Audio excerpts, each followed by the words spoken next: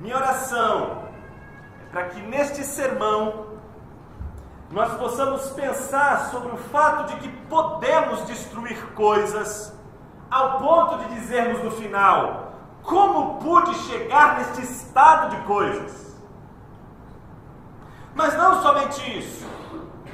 Minha oração é para que você e eu possamos refletir em meio ao caos de nossa vida, o caos de nossos desacertos, o caos de nossos contextos e histórias despedaçados. A gente possa chegar à seguinte pergunta: o que poderia ser feito para mudar esse meu estado de destruição, esse meu estado de caos?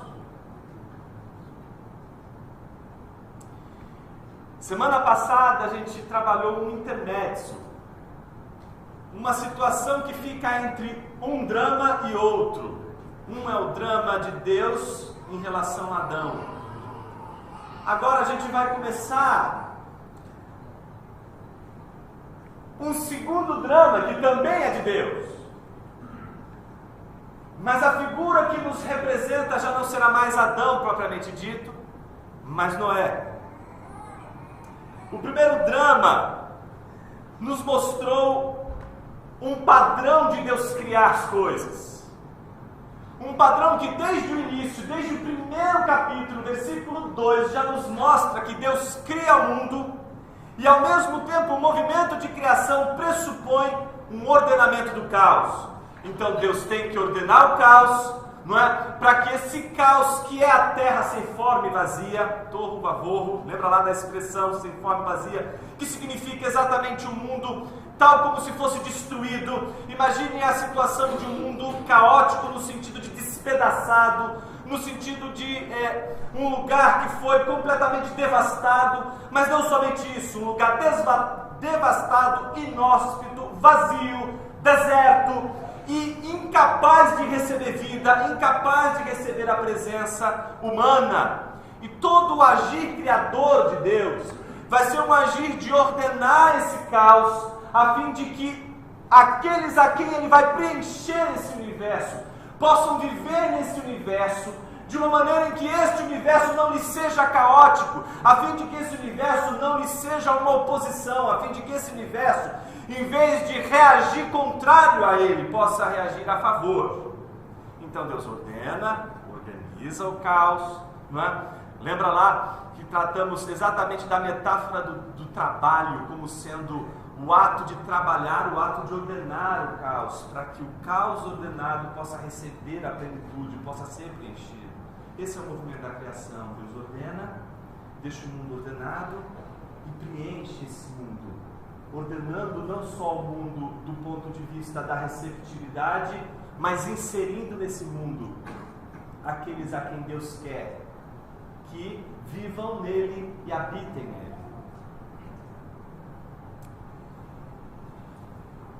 Entretanto, uma das coisas que a gente não poderia perder de vista não é só o fato de que o caos está pressuposto e de que Deus precisa ordenar esse caos, mas de que ordenar o caos é vencer o caos. Por isso, todo dia de trabalho que a gente ordena o caos, não só a gente ordena, mas a gente vence o caos. É uma vitória sobre o caos, é um êxito sobre o caos. Então o ato de criar não é só o ato também de trazer à existência o que não existe, mas é o ato também de vencer o caos, de não permitir que na ordem da criação o caos que vem junto tenha êxito. Vimos, portanto, que Deus criou o mundo, ordenou, tornou o mundo habitável para o homem, tornou o mundo simpático ao homem, tornou o mundo agradável para que o homem pudesse viver, tornou a terra trabalhada para que ela pudesse ser vivida, para que o homem pudesse viver nela. No entanto, a manutenção dessa ordem no mundo, a preservação desse jardim, a preservação dessa terra, deveria ser garantida pelo casal, pelos primeiros pais, Adão e Eva, que deveriam manter a ordem, deveriam fazer a manutenção da ordem, deveriam permanecer neste mundo adequado para que toda a sua linhagem, toda a sua descendência pudesse nele também viver e desfrutar. Mas o primeiro homem falhou em sua missão. Sua transgressão corrompeu o mundo criado por Deus. E não somente isso, a sua corrupção não se reduziu apenas a ele e sua esposa. A sua corrupção se alastrou. A sua corrupção trouxe implicações à sua volta. E é isso que acontece quando nós achamos que os nossos erros, as nossas falhas e aquilo que a gente consegue fazer para destruir algo diz respeito único e exclusivamente a nós mesmos, e esquecemos que nossos erros e falhas também estilhaçam, também criam implicações no nosso entorno, pessoas à nossa volta, e o mundo à nossa volta também é atingido por nossas ações desastrosas. Essa corrupção se alastra, toma seus filhos, em especial o mais velho Caim, que mata o filho mais moço, que é Abel. E de Caim, como vimos, advém uma geração violenta, uma geração transgressiva, mas uma geração de homens inteligentes, de homens habilidosos, homens que detêm a cultura, homens que detêm a arte, homens que conseguem com a sua inteligência e tecnologia avançar na cultura, mas ao mesmo tempo são corruptos, ao mesmo tempo são maus, são perversos. Mas em contraste, vimos ali que Deus deu a Adão e Eva a possibilidade de viverem uma nova geração, que é a geração de Sete, uma geração de homens piedosos, de homens que andam com Deus, como é o caso de Enoque, e não poderia ser diferente o caso de Noé, que é justamente um daqueles filhos descendentes de Sete, um daqueles que são considerados os filhos de Deus, aqueles que parecem, do ponto de vista ético, guardar o seu caminho ainda, colocando Deus no seu horizonte como padrão para a vida, como padrão para o caminhar.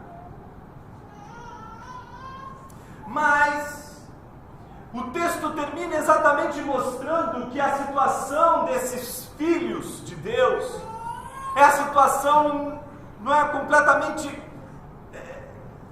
desalentadora, porque os filhos dos homens e os filhos de Deus se misturam e eles acabam se corrompendo de uma tal maneira que Deus não consegue observar na humanidade nenhuma razão para que ela continue. Esse foi o versículo 7 que a gente acabou de ler. E se ele terminasse ali, terminaríamos apenas com o desgosto de Deus expresso, naquilo que o texto bíblico chama de um arrependimento de Deus, que naquele contexto manifesta o desgosto por toda a criação. E esse desgosto é manifesto não só pelo fato de ele destruir a humanidade, mas de ele destruir a própria terra sobre a qual a humanidade vive, porque a terra não faz sentido se não for para ser pisada pelos homens. Deus fez a terra, Deus fez o planeta e ordenou o universo, ordenou a terra para que o homem pudesse viver nela. Mas se o homem se corrompe, se o homem se autodestrói, não faz sentido ter terra sem o homem. É isso que Deus está dizendo na sua palavra, de que toda a criação só faz sentido com o homem. É o pacote junto. Tanto a criação, tanto a terra, tanto os animais como o homem fazem parte de todo esse plano de Deus, que tem, obviamente, o homem como coroamento desse movimento. Mas o versículo 8 é extremamente evangélico, no sentido esperançoso, não no sentido horrível da palavra. É porque há quem possa chamar evangélico de uma outra, e ter por evangélico uma outra expressão, talvez um pouco distinta da que estamos chamando a atenção aqui, que é a da esperança, não a do desespero. E onde ela está presente? Numa adversativa, num porém. Versículo 8 quebra toda a cadência da ira divina, toda a cadência da ira de Deus sobre toda a humanidade, a fim de exterminar toda a humanidade e tudo à sua volta. Parece que sofre uma mudança cadencial com este porém. Versículo 8 diz: porém, Noé achou graça diante do Senhor. Esse porém faz toda a diferença. Ele mostra que podemos destruir as coisas de uma maneira irracional, surreal. Mas ele também mostra que Deus não vai permitir que a nossa autodestruição, os nossos ímpetos autodestrutivos, deem a palavra final em nossa história. A criação não está nas mãos dos homens. Deus não vai permitir que o caos vença. E portanto ele vai criar novamente. Ou seja, ele vai trabalhar novamente. Trabalhar, portanto, não é só criar. Trabalhar é também recriar. Recriar aquilo que foi destruído. Recriar aquilo que foi devastado. Então ele vai criar novamente. Ele vai trabalhar novamente. Ou seja, ele vai trabalhar novamente em cima de um caos que será necessário, que deverá ser ordenado, que deverá ser de alguma forma organizado por Deus. O nome que a gente dá para esse trabalho de recriar, pelo menos do ponto de vista da teologia, é restauração, redenção. É aqui que a gente vê, de uma maneira ainda mais explícita, o ato criador de Deus como sendo um ato redentivo. O ato de Deus recriar é o ato de Deus redimir, de Deus restaurar o que nós destruímos. Nós vamos falar sobre isso hoje. Não somente sobre a nossa capacidade de destruir, mas da capacidade maravilhosa de Deus nos dizer não às nossas autodestruições, de colocar no impedimento a nossa mania de destruir as coisas belas que a gente constrói durante a vida. Você já parou para imaginar que as coisas mais importantes, as mais significativas da vida, não são aquelas que a gente constrói da noite para o dia, são aquelas que levam dias para serem criadas, que levam tempo, e um longo tempo para ser erguido. Mas você já parou para pensar como a gente é capaz de destruir coisas que levaram tanto tempo para serem construídas em um segundo, em um milésimo de segundo, e com um grau de satisfação incrível? O que Deus nos ensina acerca da esperança que surge quando, por conta de nossos atos instantâneos de destruição, colocamos a perder uma obra que nós não vamos conseguir construir com a mesma rapidez com a qual conseguimos destruir.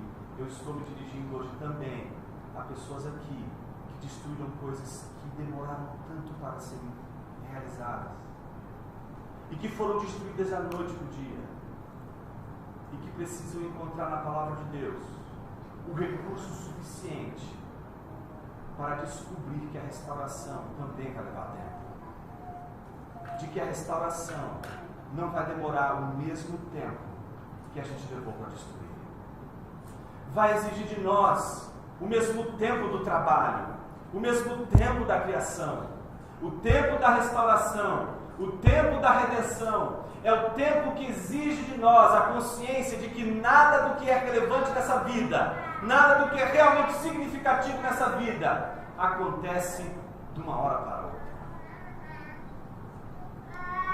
Para isso eu gostaria de propor 5 cenas, num texto razoavelmente longo, mas 5 cenas, das quais eu gostaria de destacar os pontos que eu considero mais importantes para essa reflexão de hoje. A cena da constatação de Deus, a cena da palavra de Deus, a cena da ordem de Deus, a cena do dilúvio de Deus e, por fim, a cena da salvação de Deus. Vamos começar com a primeira, a cena da constatação de Deus. E para isso eu quero que você acompanhe comigo a leitura de Gênesis 6, versículos 9 a 12. Diz o seguinte: Eis a história de Noé. Noé era um homem justo e íntegro entre os seus contemporâneos. Noé andava com Deus. Gerou 3 filhos, Sem, Cã e Jafé. A terra estava corrompida à vista de Deus e cheia de violência. Viu Deus a terra, e eis que estava corrompida, porque todo ser vivente havia corrompido o seu caminho na terra. 2 coisas a gente precisa perceber nesse trecho que a gente acabou de ler. A primeira, há um contraste entre Noé e os seus contemporâneos. E onde está esse contraste? Justamente na integridade de Noé. É a primeira vez que a expressão justo e íntegro aparece se referindo ao homem. Noé é um homem justo e íntegro. E ele faz parte da descendência de Sete. E o texto também diz que ele andava com Deus. Tanto quanto Enoque também andou com Deus. A diferença é que alguns, como Enoque, e que andam com Deus, Deus os toma para si. Mas outros, como Noé, que são homens que andam com Deus, Deus não os toma para si, mas permite que estes homens caminhem entre nós. Nos dá a maravilhosa glória de termos em nossa presença homens assim. Homens que representem comunhão com Deus. Homens no mundo que representem que por causa deles, justamente por causa da comunhão que eles têm com Deus, a esperança é renovada. Homens que Deus não recolhe, homens que Deus não tira do meio do povo, nem sequer os tira do meio dos seus contemporâneos corrompidos, mas homens que andam com Deus no meio de homens corrompidos. Quando a gente fala em integridade hoje, em geral a gente entende integridade como uma espécie de ascese, uma espécie de separação, de ruptura, como talvez uma parte da tradição cristã, representada pelos padres anacoretas ou os padres do deserto, que escolhiam se afastar justamente do contexto romano, porque consideravam a cidade romana e as cidades romanas, dominadas pelo Império Romano, como sendo hostis ao Evangelho, hostis à ética cristã, se afastavam para os desertos para se verem livres da cidade e poderem viver uma vida que pudesse ser santa. No entanto, a missão de Noé jamais seria a missão de se afastar de uma cidade repleta de homens corruptos, mas pelo contrário, Noé precisa viver entre os corruptos. Noé precisa viver entre os homens impiedosos. Deus não está ali de forma alguma tirando Noé do meio do povo, mas está permitindo que Noé viva entre eles, diferente de Enoque, que ele o recolheu. Integridade que nos chama a atenção não é aquela que a gente constrói entre 4 paredes, numa vida solitária. Integridade, ela só pode ser uma experiência visível, real, se ela for comunitária, se ela puder ser vista pelos homens. Se sua integridade só pode ser vista aqui dentro dessas 4 paredes, essa sua integridade está longe de ser a integridade que achou graça nos olhos de Deus. A integridade que acha graça no olhar de Deus é aquela integridade mantida não só nos nossos quadrados religiosos, nos nossos quadrados culticos. Elas também precisam ser vistas no nosso lugar de trabalho, entre os nossos, entre aqueles com quem vivemos.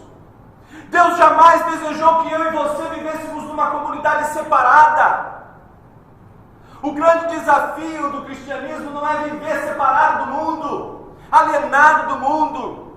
Jesus disse muito bem claramente aos seus discípulos: não me peçam para que eu os tire do mundo. Em nenhum momento a promessa de Deus contempla uma separação geográfica, física, dos filhos de Deus com relação aos filhos dos homens.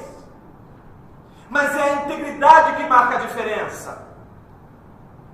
A integridade que é mantida quando estamos vivendo com os mais diversos tipos de pessoas à nossa volta.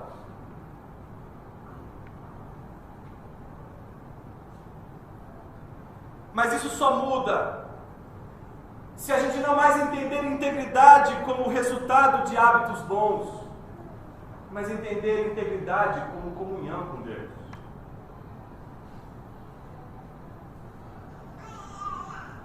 A integridade de Noé não é uma apologia do isolamento. A integridade de Noé é uma comunhão com Deus que é mantida em absolutamente qualquer espaço deste mundo que vivemos. Segundo, esse trecho que acabamos de ler nos mostra que a maldade dos contemporâneos de Noé é objetiva. É o próprio Deus que contempla essa maldade, é o próprio Deus que contempla essa corrupção. E agora, ele não pode dizer o que ele dizia antes, e viu Deus que era bom. Não, pelo contrário, agora, quando Deus olha para a criação, quando ele olha para aquilo que está criado, ele diz, versículo 12, viu Deus a terra, e eis que estava corrompida. É o contraste de toda a criação. Agora ele não pode mais dizer que a criação é boa, ela está totalmente corrompida. A solução de Deus, com este porém, não vai ser meramente destruir a humanidade e o mundo, mas ela vem acompanhada da preservação de Noé e de toda a sua descendência. Em outras palavras, por causa de um homem piedoso, o mundo será recriado e a humanidade preservada. E parece que essa é a mensagem de Jesus. Parece que essa é a mensagem de salvar muitos por meio de um só. Se existe uma mensagem que o Evangelho ensina com clareza, é a mensagem que por meio de um, muitos serão salvos. E isso foi o que aconteceu com Noé. Um homem íntegro, um homem que andava com Deus, mas ele não andava com Deus distante do mundo à sua volta. Ele não era um alienado, ele não era uma pessoa que não vivia no contexto à sua volta, mas ele sabia muito bem a distinção entre o que é servir a Deus e o que é servir a si mesmo. Segunda cena, versículo 13 a 22. Se na primeira o que nos chama a atenção é a constatação de Deus, Deus constata que o mundo está corrompido. Segunda cena nos chama a atenção para a palavra de Deus. Deus se dirige a Noé e fala a Noé como alguém, como um amigo. Sabe quando a gente tem que tomar uma decisão e a gente, ao tomar essa decisão, te conta para um amigo? Eu queria que você lesse esse trecho junto comigo, pensando exatamente na palavra de Deus, direcionada a alguém como um amigo. Veja como o texto corre, a partir do versículo 13 ao versículo 22. Então disse Deus a Noé: resolvi dar cabo de toda a carne, porque a terra está cheia da violência dos homens. Eis que os farei perecer juntamente com a terra. Faze uma arca de tábuas de cipreste, nela farás compartimentos, e o calafetarás com betume por dentro e por fora. Deste modo a farás: de 300 côvados será o comprimento, de 50 a largura e a altura de 30. Farás ao seu redor uma abertura de 1 côvado de altura. A porta da arca colocarás lateralmente. Farás pavimentos na arca, um embaixo, um segundo e um terceiro. Porque estou para derramar águas em dilúvio sobre a terra, para consumir toda a carne em que há fôlego de vida debaixo dos céus. Tudo que há na terra perecerá. Contigo, porém, estabelecerei a minha aliança. Entrarás na arca, tu e teus filhos, e tua mulher, e as mulheres de teus filhos. De tudo que vive, de toda a carne, 2 de cada espécie, macho e fêmea, farás entrar na arca, para os conservares vivos contigo. Das aves segundo as suas espécies, do gado segundo as suas espécies, de todo réptil da terra segundo as suas espécies. 2 de cada espécie virão a ti para o conservares em vida. Leva contigo tudo que se consome, tudo que se come. ajunta-o contigo, ser-te-á para alimento a ti e a eles. Eu queria que você prestasse muita atenção no versículo 22. Assim fez Noé, consoante a tudo o que Deus lhe ordenara. Nesse trecho que a gente acabou de ler, 3 coisas são importantes. Primeiro, Deus dá as razões para destruir o mundo. Está no versículo 13, a corrupção, a violência que atingiu níveis intoleráveis. Segundo, essa destruição e esse juízo por causa da corrupção vem acompanhado de um plano de redenção, vem acompanhado de um plano de restauração. Não é o fim, não é a vitória do caos, não é a vitória da corrupção. Este plano tem como objetivo a construção de uma arca. E Noé, que ouve o plano de Deus e as orientações de Deus, precisa construir essa arca como um projeto de Deus e não como um projeto seu.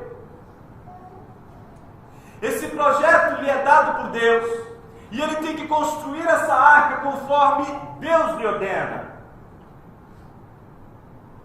Nessa arca não há lemos. Essa arca não pode ser orientada por ele. Essa arca foi feita apenas para flutuar. Nessa arca Noé não conduz. Nessa arca as pessoas que estão ali dentro, sua família, não podem conduzir. Nesta arca não poderia estar do seu lado Durco ou não Durco, né? Conduzo, não sou conduzido, temos nossos ônibus aí em São Paulo. Nessa arca não somos nós que conduzimos, porque essa arca representa a construção de um plano de Deus, em que toda a salvação consiste em fazer conforme Deus ordenou e confiar que a arca, sendo construída nos termos de Deus, será suficiente para salvar. Não vemos Noé perguntar: mas Senhor, quem vai controlar a arca? Quem vai dirigir a arca? Quem vai comandar a arca? Quem vai conduzir a arca? O que vemos são orientações que Deus dá para ele construir a arca, para ele colocar toda a sua família e animais naquela arca. E mais do que isso, vemos Deus estabelecer ali com Noé aquilo que temos chamado desde o primeiro dia da nossa exposição de Gênesis aqui, de aliança com o homem. Formalmente é a primeira vez que aparece a palavra aliança na Bíblia. E é muito significativo, porque embora ela apareça formalmente pela primeira vez na Bíblia, agora com Noé, isso não significa que a aliança já não esteja presente desde o início. E aliás, muito antes de tudo isso aqui existia entre as pessoas da Trindade. Ao que tudo indica, o movimento dessa aliança de Deus com Noé é um movimento já natural do ser de Deus, da natureza divina, que é uma natureza pactual. Por isso o Deus dos cristãos é um Deus trino, porque a Trindade ela é meramente pactual.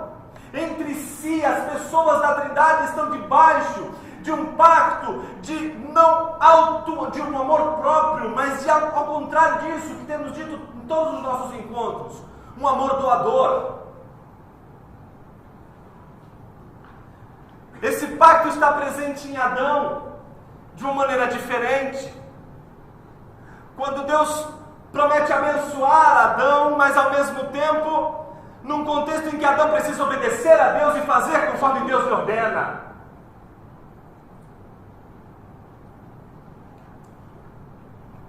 Diferente de Adão,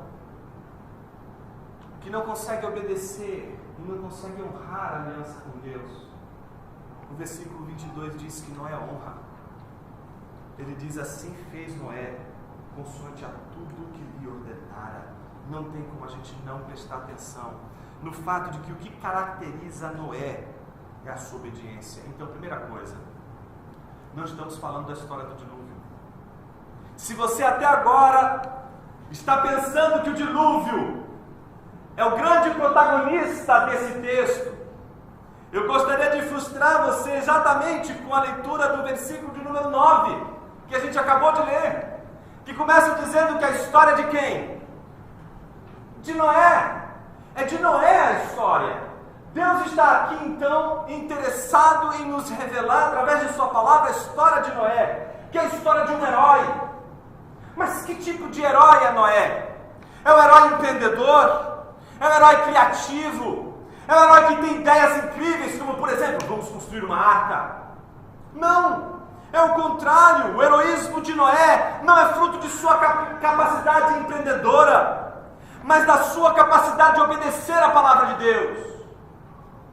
Precisamos de homens como Noé, que sejam capazes de entender que o seu heroísmo não está tanto na sua força, como eram, por exemplo, os Nefilins, que baseavam o seu governo, baseavam a sua autoridade sobre os homens, com base na violência, com base na força.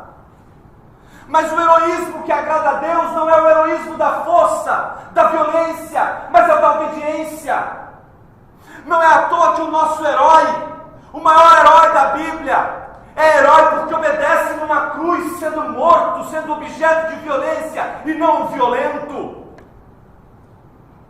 O que nos causa admiração em Jesus não é a sua capacidade de colocar o empreendimento seu pessoal, mas a sua capacidade de, como Noé, obedecer ao Pai.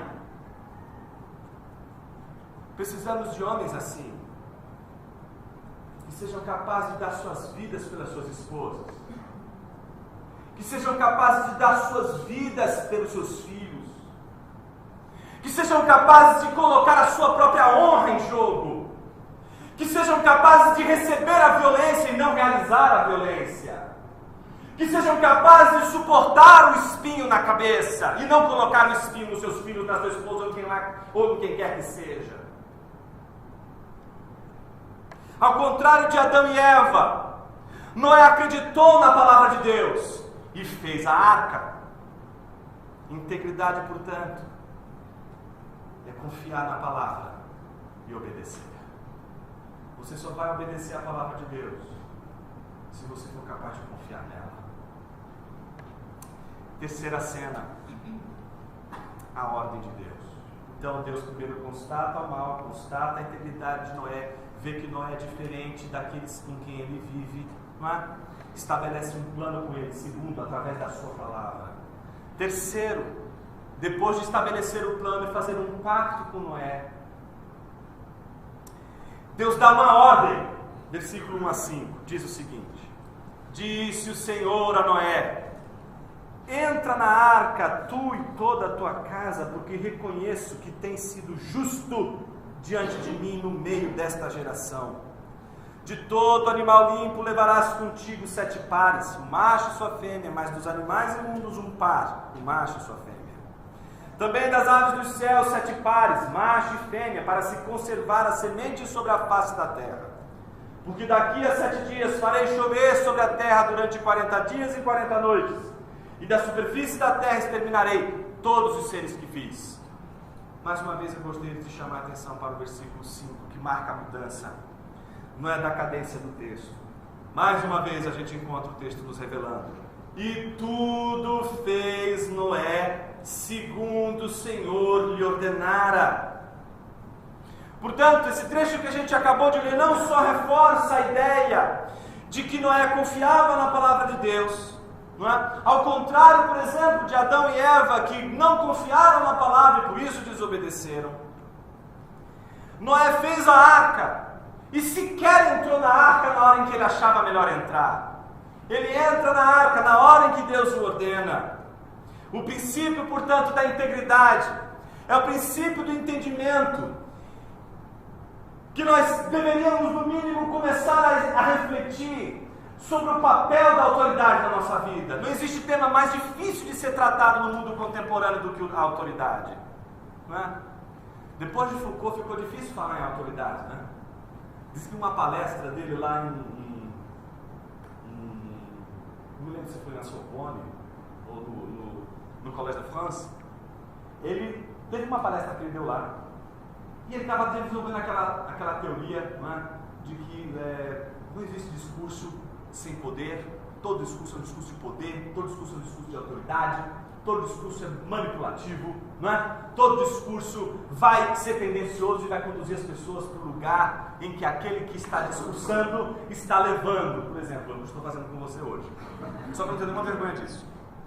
No entanto, quando ele terminou de dizer isso, um dos que estavam ali perguntaram: mas professor, inclusive o teu discurso agora é um discurso de poder? E ele tem que dizer, não é? Que essa é a nossa desgraça. Vivemos num contexto em que não existe mais um discurso em que se possa dizer algo que seja para além de um mecanismo meramente de exercício de poder em relação ao outro. É como se tudo nessa vida se reduzisse meramente a uma questão de exercer domínio sobre o outro. Como se submeter fosse algo ruim. Então todo mundo quer mandar. Ninguém quer obedecer. A questão da autoridade é difícil hoje, sim. Porque obedecer para a gente significa, né, perder um estado ontológico, um estado de ser, um estado de existir no mundo inferior. Nos tornaríamos inferiores obedecendo. Minha filha não se torna um cachorrinho porque eu digo para ela: faça isso. Quando ela me obedece como filha, ela não é um ser inferior a mim. Ela permanece sendo exatamente tão homem quanto eu. Jesus Cristo não se tornou um Deus menor porque ele obedeceu ao Pai. A gente vive uma crise do conceito de autoridade em nossos dias, porque a gente acha que a submissão nos torna inferior. A gente acha que a submissão nos coloca numa situação de desvantagem. Não entendemos a força heróica da submissão. Não existem mais heróis nos nossos dias. Heróis que sejam capazes de dar sua própria vida. Heróis que sejam capazes de se submeter a uma autoridade. A gente vive o século da autonomia da razão suficiente. O homem, ele tem que dar conta do seu próprio pensamento.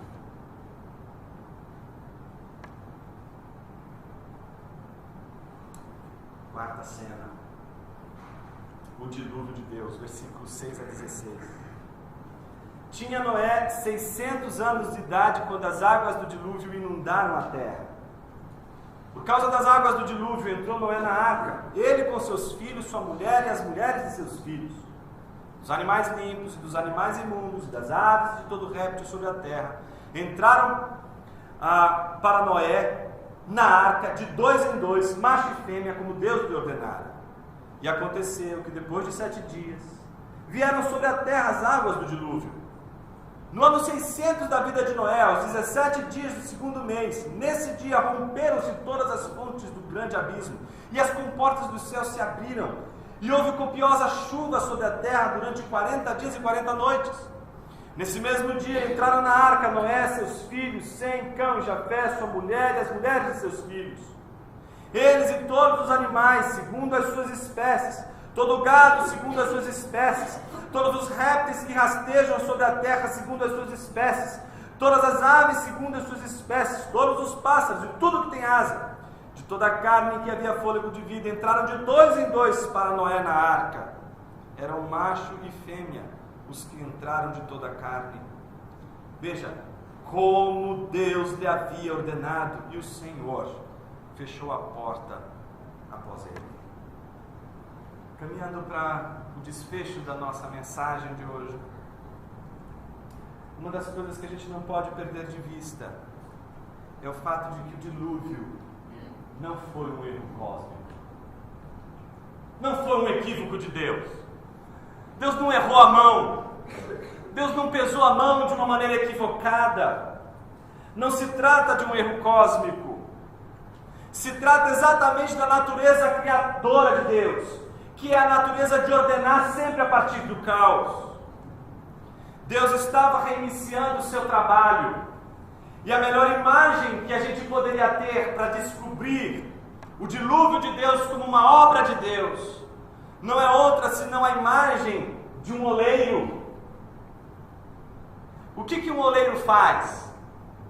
Uma obra a partir de um barro, que ele vai moldar de acordo com o seu critério. Em Jeremias capítulo 18, do versículo 1 ao 6, diz que o profeta chegou à casa de um oleiro e ele estava ali, trabalhando na sua obra. Mas ele não se deu conta da presença do profeta, porque ele estava focado na sua obra. Mas o texto diz algo curioso, que remete à natureza de todos os homens de todas as épocas. Aquele texto revela que na hora em que ele está observando o oleiro dedicado à sua obra, o texto diz com todas as letras: como o barro se estragou em suas mãos. Eu vou repetir: o barro se estragou em suas mãos.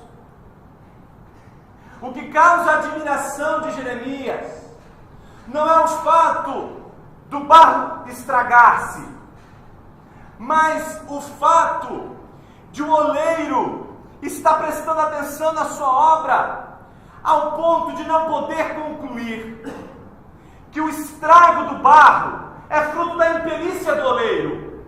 Não é porque o oleiro cometeu um erro, não foi uma falha do oleiro. O que chama a atenção do profeta é que ele está olhando para um oleiro que está dedicado à sua obra. Você já parou para conversar com alguém que não está prestando atenção em você? Sabe como que é mais ou menos? Você começa a conversar e você sabe que a pessoa está longe, né? Então, de repente, minha esposa ela tem uma técnica. A técnica dela é a seguinte. Aí quando eu acordo, eu falo assim: não, tudo bem, dá. O que foi que eu disse? Repete tudo que eu disse. Volta tudo, vai, repete.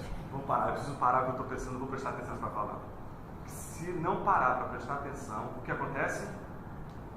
A gente vagueia. E quem vagueia pode cometer diversos equívocos, diversos erros. Imagina, você permitiria alguém te operar assistindo, por exemplo, o jogo do São Paulo e do Palmeiras, sendo ele um palmeirense? Difícil. Ele não teria a precisão necessária. Então ele precisa de alguma forma estar focado na sua obra. Não foi o fato do barro se estragar, mas foi o fato do oleiro estar entregue à obra que chama a atenção do profeta Jeremias. Mas a segunda coisa que a gente pode perder de vista: o barro se estraga e não o oleiro que estraga o barro. Terceira coisa importante: o barro não está estragado em qualquer lugar, mas está estragado nas mãos do oleiro. É da nossa natureza se estragar. É da sua e da minha natureza estragar tudo. Minha pergunta para você: onde você está? Porque se você estiver estragado nas mãos do oleiro, esse oleiro que criou o mundo, não deixa o caos vencer. A Bíblia diz que ele volta a fazer outro vaso, outra obra segundo a graça. Todos os nossos mecanismos de destruição, de autodestruição, não vão de forma alguma impedir Deus e desmotivar Deus de insistir trabalhando em sua obra.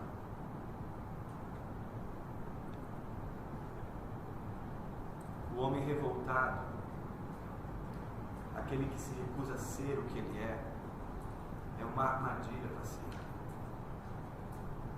Ele é autodestrutivo, ele se estraga.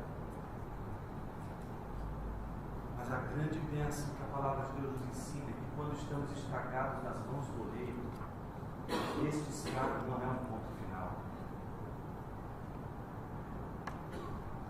O dilúvio, portanto, é o ato de um Deus santo, de um santo oleiro, que não põe fim à sua obra.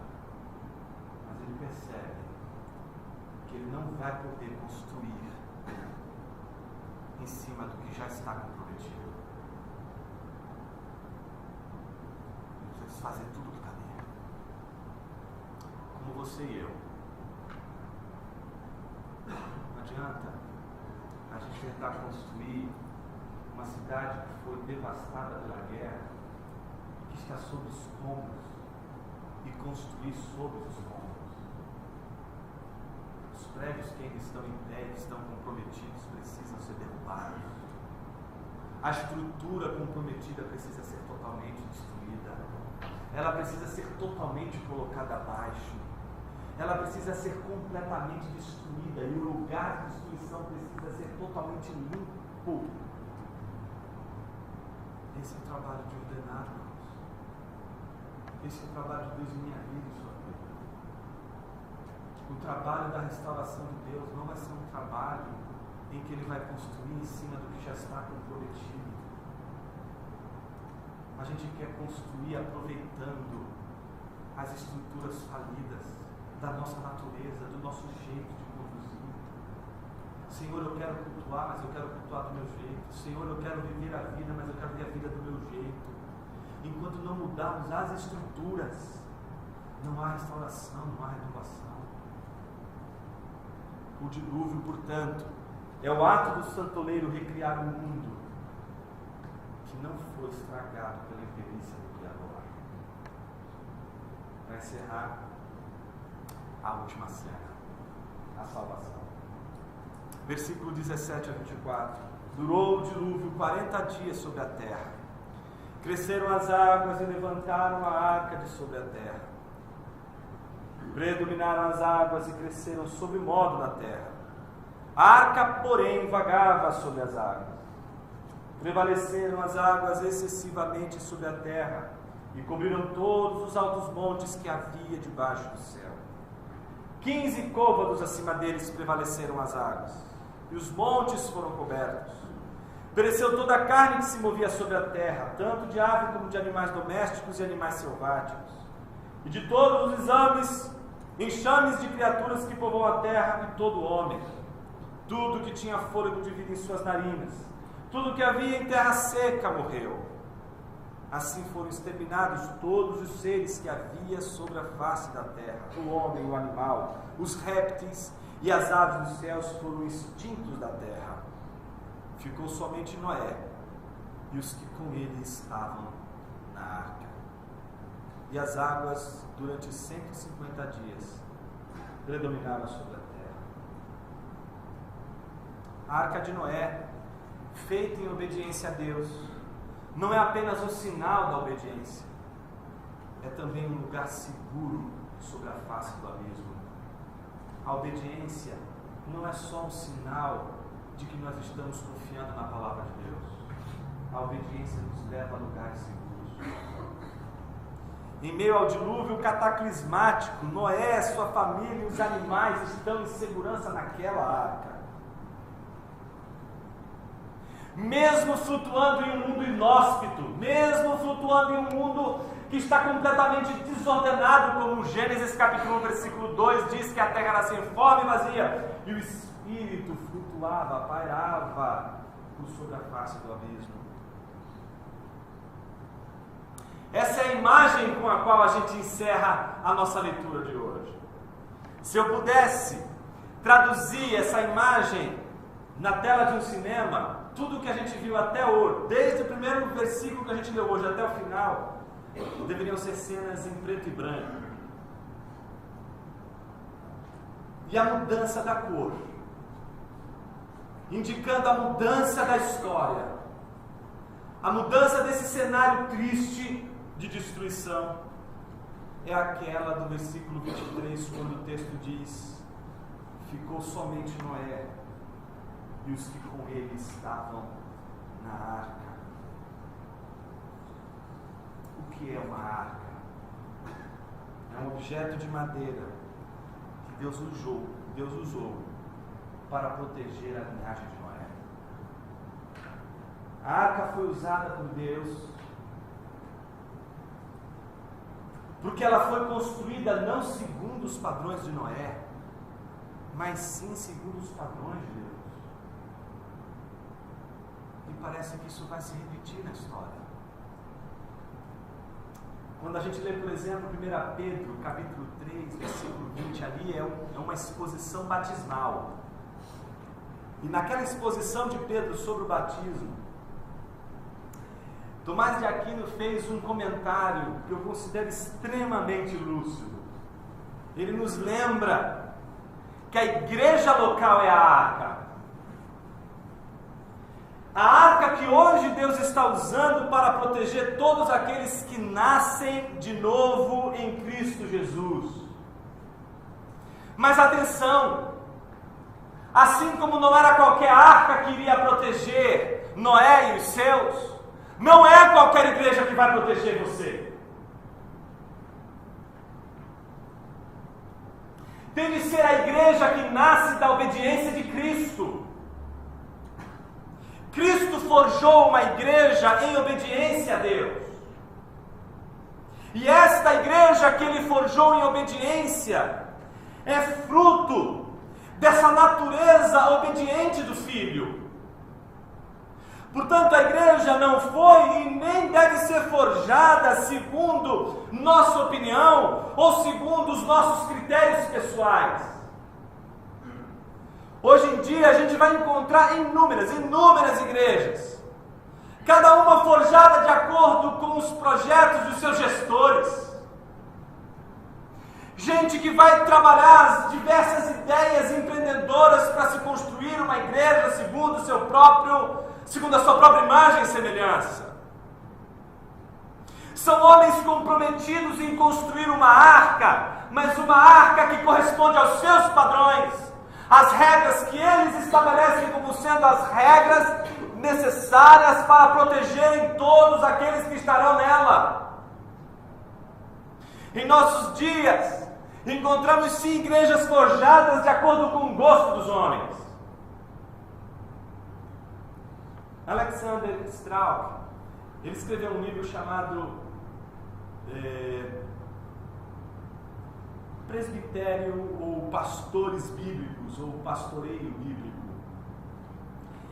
E ele diz algo muito interessante. Ele diz o seguinte: a autoridade para governar e ensinar a igreja reside na pluralidade de presbíteros, de pastores. Não é de um pastor, de vários pastores. Pastores que na verdade são subpastores, são mordomos de Deus. Eles estão sob a autoridade estrita de Jesus Cristo e de sua santa palavra. Eles não são uma oligarquia. Eles não podem fazer ou dizer o que querem. A igreja não pertence aos presbíteros. A igreja é de Cristo, o rebanho de Deus. Isso significa que os presbíteros devem conduzir a igreja, pastores devem conduzir a igreja, não segundo sua opinião, não segundo sua maneira de enxergar a igreja, não segundo a maneira com a qual eles acham ser a maneira que vai atrair mais e mais pessoas, mas eles devem construir a igreja como Noé construiu a arca, de acordo com os padrões que Deus lhe dá e não de acordo com os padrões que Ele acha que sejam eles suficientes para protegerem da vida ao povo de Deus. Meus irmãos, hoje as igrejas estão repletas de cristãos pagãos. O que são cristãos pagãos? São cristãos que ainda não assimilaram o Evangelho, não entenderam o Evangelho. Não é só entender o Evangelho, eles não foram renovados em sua natureza pela graça de Deus, ao ponto de entender o que significa o Evangelho na sua própria vida. O que eu estou falando hoje é de conversão, sim. E eu entendo que a conversão não é só para aqueles que estão perdidos fora da igreja, mas aqueles que estão perdidos dentro da igreja.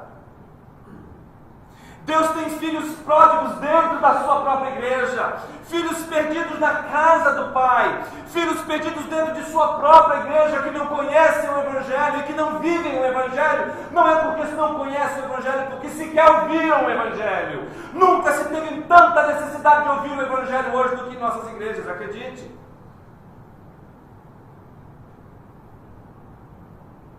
Igreja como arca não é uma apologética da salvação por meio de uma instituição. Igreja como arca É o entendimento de uma membresia que nos torna sólidos como o corpo de Cristo. É entrar numa aliança de salvação que vem de Cristo, que não é forjada por nossas mãos, mas tampouco surge da ausência da nossa confiança na palavra e obediência na palavra de Deus.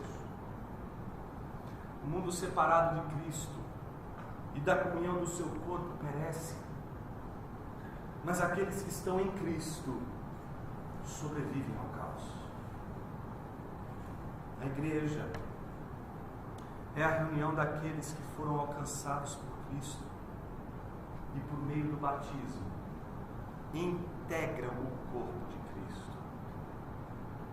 O batismo é o primeiro e mais importante sinal de obediência a Deus. É o sinal de que entramos na igreja arca por causa da obra de Cristo. Para concluir,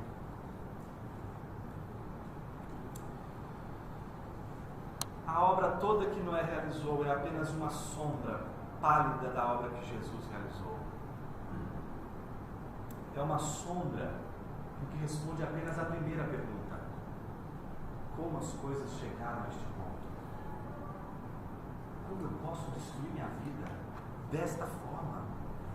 Como eu posso destruir as coisas boas que Deus me dá desta maneira?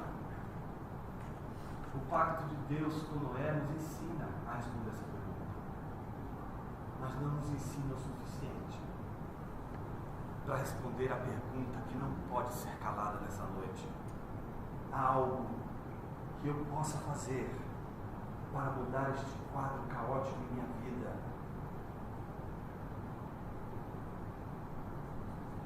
O pacto de Noé pode nos responder como as coisas chegaram onde elas chegaram, nos termos que elas chegaram.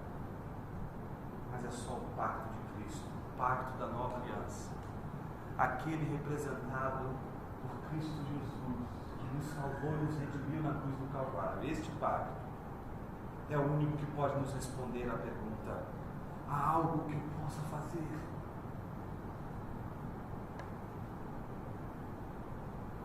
Eu preciso realizar algum feito? Eu preciso comprar alguma coisa? Eu preciso dar algum dinheiro? Eu preciso vender os meus bens? Eu preciso repartir os meus bens com os pobres? Eu preciso fazer votos de pobreza? Eu preciso criar um novo hábito? O que eu preciso fazer para mudar esse caos?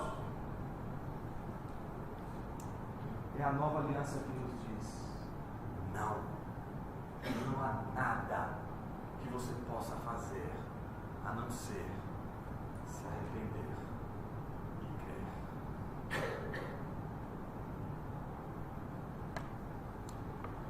Esse movimento de arrependimento e crer é um movimento muito significativo. Por que ele é significativo? Porque ele mexe com a ordem das coisas do nosso coração. É o arrependimento que faz a gente dizer: Senhor, eu errei, eu falhei, mas eu creio na tua graça, eu creio no teu amor, eu creio em Jesus. Eu não sou salvo por mim mesmo, eu não sou salvo por uma ideologia política, eu não sou salvo pelas obras, eu não sou salvo por absolutamente nada que eu possa fazer de acordo com os padrões que eu estabeleço. Eu sou salvo pela graça de Cristo Jesus. Eu sou salvo pela fé em Cristo Jesus. É o arrependimento e a fé o sinal que revelará se você realmente confia na palavra de Deus, se você realmente é capaz de obedecer a Jesus. São os arrependidos, são os que creem em Jesus, descobrem o valor da graça.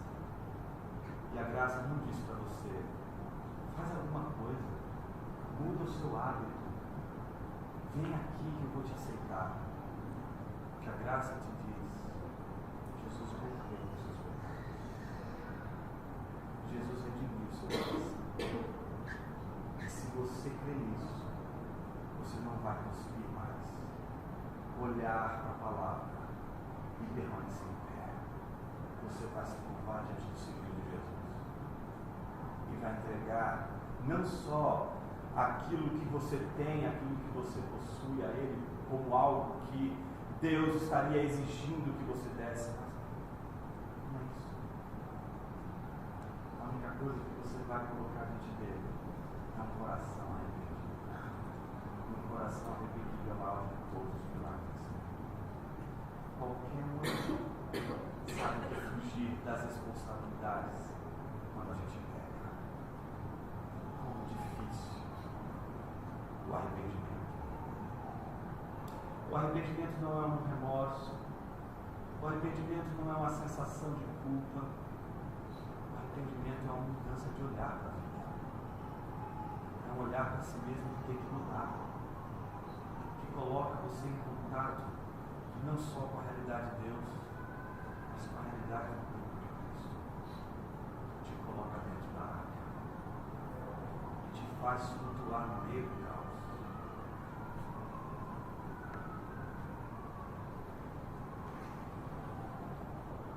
A Bíblia diz que nós somos forasteiros. E o que é um forasteiro? Um forasteiro é alguém que não se encontra no mundo, não se encontra no lugar. Ele sempre se sente estranho. Mas ele se sente estranho, não porque ele é estranho, mas porque esse mundo é estranho. Mas ele não é um mundo estranho ao ponto, representa um mundo estranho ao ponto de ele abandonar o mundo. Mas sim ao ponto de ele entregar todo o poder de decisão que ele acha que ele tem sobre tudo nessa vida a Deus, numa condição que não é a condição daquele que está para mandar, mas daquele que está para obedecer. Será que a gente pode obedecer a Ele em nossos dias, em nosso trabalho, no coração arrependido, crendo que Ele é Senhor sobre tudo? A gente pode responder essa pergunta. Como as coisas podem chegar nos termos em que elas se encontram? Senhor, o que eu posso fazer para mudar a